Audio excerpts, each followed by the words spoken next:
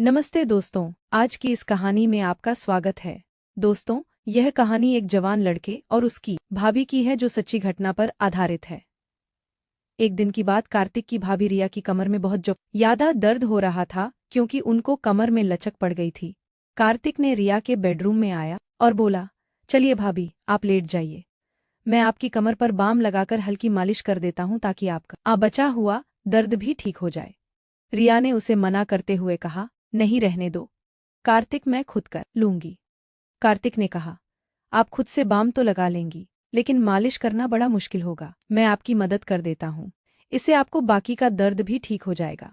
यह कहकर कार्तिक कुर्सी से उठकर बेड पर रिया के पास आ गया और उसे लेटने के लिए कहा। भाभी जी बताइए, कहाँ लगाना है रिया? कार्तिक की हमदर्दी और फिक्र देखकर अब उसे मना नहीं कर पाई। हकीकत में दर्द का बहाना बन आकर कार्तिक को परेशान करना चाहती थी। वह शर्माते हुए पेट के बल लेट गई और अपनी कमीज को कमर से थोड़ा ऊपर कर लिया और कहा, यहाँ पर लगाओ। कार्तिक ने थोड़ा सा बाम अपनी उंगलियों पर लिया और धीरे धीरे रिया की कमर पर मलने लगा। जैसे ही उसके हाथ रिया की पीठ पर पड़े, उसे एक सुकून का एहसास हुआ। कार्तिक ने धीरे धीरे मालिश करना शुरू कर दी और उसके हाथों का स्पर्श रिया को बहुत आरामदायक लगा। जब जब कार्तिक के हाथों की उंगलियां उसकी कमर बंद के पास आई, रिया का दिल जोर से धड़कने लगा, लेकिन उसने खुद को संयम में रखा और कार्तिक की मदद का आभार माना। कार्तिक ने पूछा, भाभी ज्यादा दर्द कहाँ हो रहा है? रिया उस समय थोड़ी असमंजस में थी, अनजाने में जवाब दे बैठी, थोड़ा सा नीचे है। कार्तिक ने फिर से थोड़ा और नीचे बाम लगाने की कोशिश की। भले ही वह मालिश सिर्फ औपचारिकता थी, लेकिन रिया को कार्तिक के हाथों का आस्पर्श बेहद सुकून दे रहा था। भाभी जी, अगर आप सलवार को थोड़ा नहीं कर दे तो बाम अच्छे से लग सकेगा, कार्तिक ने कहा। इस पर रिया थोड़ी ही चकिचाना, फिर भी उसने अपनी सलवार को थोड़ा सा नीचे सरका दिया। नाड़े के बंद होने के कारण सलवार पूरी तरह से नीचे नहीं हो सकी, लेकिन कुछ हद तक सरक गई। कार्तिक ने फिर कहा, भाभी जी, आपकी त्वचा कितनी साफ है, बहुत ही गोरी है। कार्तिक की इस बात पर रिया के गाल शर्म से लाल हो गए, लेकिन वह उल्टी लपेटी हुई थी, इसीलिए कार्तिक इसे देख नहीं सका। उसे यकीन था कि कार्तिक उसकी देखभाल में जुटा हुआ था और उसकी बातों में कहीं न कहीं इज्जत भी झलक रही थी। कार्तिक ने थोड़ी देर और मालिश की और जब रिया ने कहा कि अब ठीक है तो वो चुपचाप उठकर ऊपर चला गया। रिया को आज एक अलग ही सुकून महसूस हो रहा था। सालों बाद किसी ने उसे इस तरह से ध्यान दिया था जिसमें हमदर्दी और एक स्नेह छुपा था। कार्तिक के बारे में सोचते हुए कब नींद में खो गई, उसे पता ही नहीं चला। अगली सुबह जब जागी तो उसने खुद को तरोताजा और शांत महसूस किया। नहाने के बाद रिया ने बहुत सलीके से तैयार होकर ब्लैक रंग का सफेद कढ़ाई वाला जोड़ा पहना और ऊंची ही एल के सफेद सैंडल भी पहने। हल्का सा मेकअप करने के बाद वह किचन में नाश्ता तैयार करने लगी। नाश्ता बनाते समय हर बार वह किचन के दरवाजे पर आकर सीढ़ियों की ओर देख रही थी। कार्तिक एक काम पर जाने का समय हो गया था। जैसे ही वह नाश्ता तैयार करके बाहर आई, कार्तिक सीढ़ियों से नीचे उतर रहा था। आज तो बहुत ही बेहतर लग रही है भाभी जी, लगता है कल की मालिश का असर हुआ, कार्तिक ने मुस्कुराते हुए कहा। उसकी नजरें रिया के लिबास और फिर पेंसिल हिल वाले सैंडल पर थी। रिया ने भी मुस्कुराते हुए जवाब दिया, असर तो हुआ, लेकिन तुझे कैसे पता? कार्तिक थोड़ा शर्माते हुए बोला, भाभी जी, आज आपने हमेशा की तरह हील के सैंडल जो पहने हैं, तो मुझे लगा कि कमर का दर्द अब ठीक है।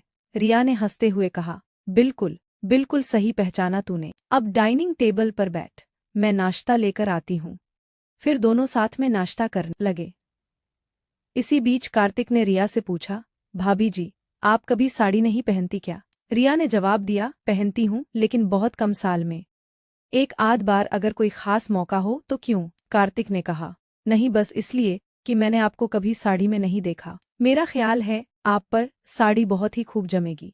फिर कार्तिक जाते समय बोला, भाभी जी, रात का खाना मैं बाहर से ही ले आऊंगा, आप बनाना मत इस पर। रिया ने मुस्कुराते हुए कहा, ठीक है। तो कार्तिक ने फिर कहा, अगर किसी और चीज की जरूरत हो तो बता दीजिए, मैं आते समय लेता आऊंगा। इस पर रिया ने कहा कि उसे किसी और चीज की जरूरत नहीं है, और फिर कार्तिक के जाने के बाद वह छोटे मोटे कामों में लग गई। इसके बाद वह ऊपर जाकर कार्तिक के कमरे को भी ठीक करने लगी। इसी दौरान रिया को उसके बेड के नीचे कुछ कपड़ा पड़ा हुआ नजर आया, तो तो उसने नीचे झुककर उसे बाहर निकाला तो उसकी आंखें हैरानी के मारे फटी की फटी रह गई। वह एक सफेद रंग का रेशमी अधवस्त्र था जो शायद किसी लड़की की है। रिया ने उसे ध्यान से देखा और समझ गई कि किसी की व्यक्तिगत चीज हो सकती है जो गलती से यहाँ रह गई हो।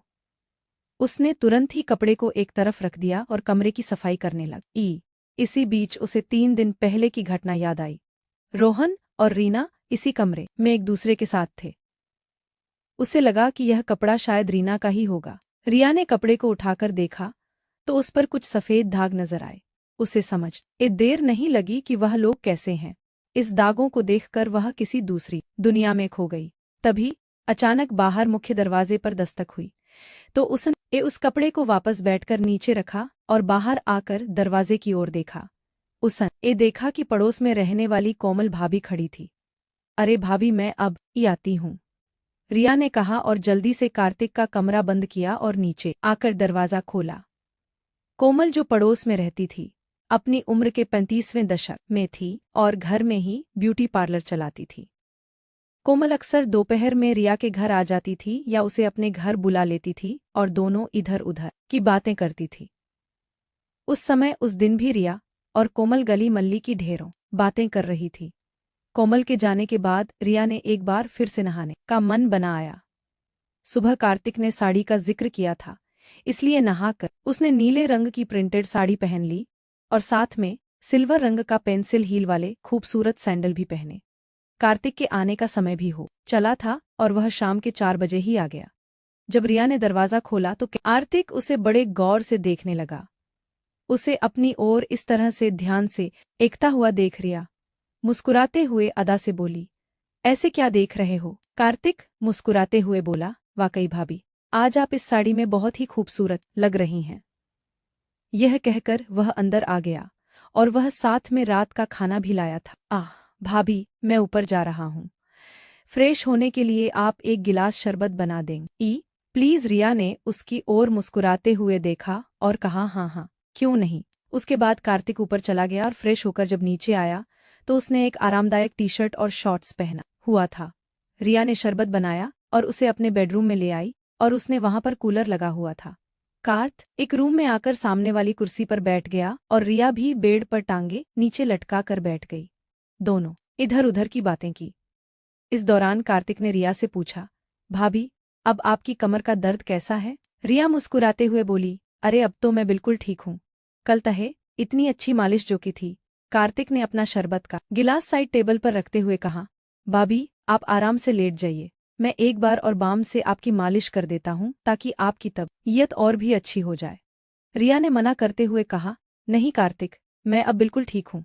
लेकिन कार्तिक ने कहा, भाभी आप मेरे लिए हमेशा इतना करती हैं, क्या मैं आपके लिए इतना भी नहीं कर सकता?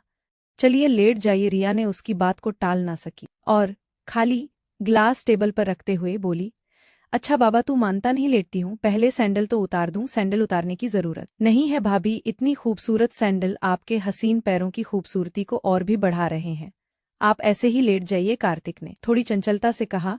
रिया को उसकी बात पर हंसी आ गई और वह उसकी बात मानकर बेड पर लेट गई।